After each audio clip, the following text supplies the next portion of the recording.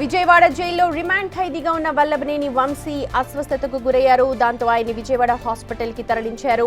వల్లభనేని వంశీ అనారోగ్యంతో బాధపడుతున్నారని ఇప్పటికే కోర్టుకి తెలిపారు ఆయన లాయర్లు. కొంతకాలంగా ఊపిరి తీసుకోవడానికి అలాగే మాట్లాడేందుకు కూడా కష్టంగా ఉంది అని వివరించారు. దీంతో వంశీని హాస్పిటల్ కు తరలించి చికిత్స అందించాలని పోలీసులకు ఎస్సీ/ఎస్టీ కోర్టు చెప్పింది. వంశీ తరపున న్యాయవాదిని తమ ఆరోగ్యంపై మెమో దాఖలు చేయాలని ఆదేశించింది. మా ప్రతినిధి శివ ఉన్నారు అప్డేట్స్ అందించడానికి. శివ, గతంలో కూడా వంశీ భార్య ఒకసారి ములాఖత్లోకి వచ్చినప్పుడు ఇదే విషయాన్ని ప్రస్తావించినట్టుగా తెలుస్తోంది. ఒకసారి అక్కడ జరిగినదేంటి, అక్కడ ప్రాసెస్ ఒకసారి చెప్పండి.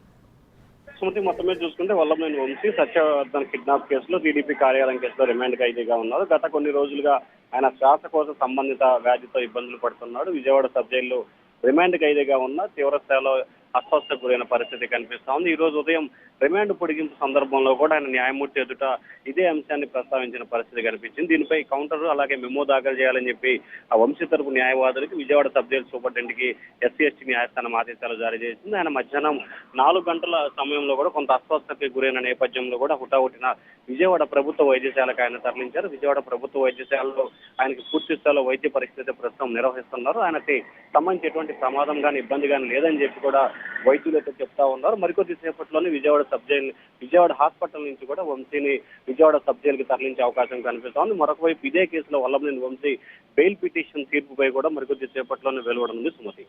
Right Shiva, thank you so much. అనారోగ్యంగా ఉంది అని కోర్టుకు తెలిపారు వంశీ తరపు న్యాయవాదులు. అయితే ఈ నేపథ్యంలోనే ప్రభుత్వ హాస్పిటల్కి తరలించి ఆయనకి చికిత్స అందించారు.